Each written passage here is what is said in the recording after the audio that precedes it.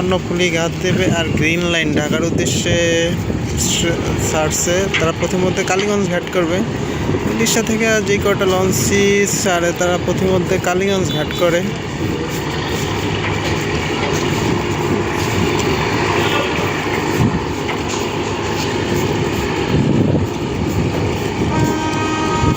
Green line 2।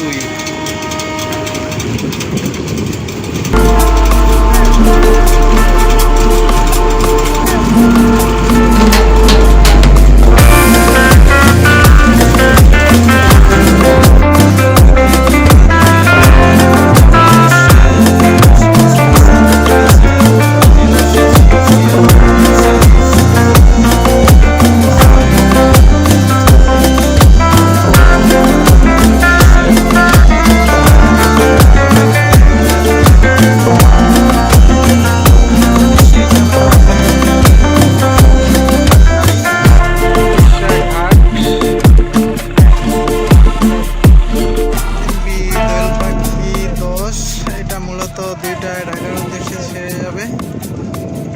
তারা ঢাকার ঘাট থেকে ছেড়ে যাচ্ছে 7টায়, আর এখন 2টায় ইলিশা ঘাট থেকে ছেড়ে তারা ঢাকার উদ্দেশ্যে যাবে। আর পাশে আরেকটা পল্টন তৈরি হইতে আছে, ওটা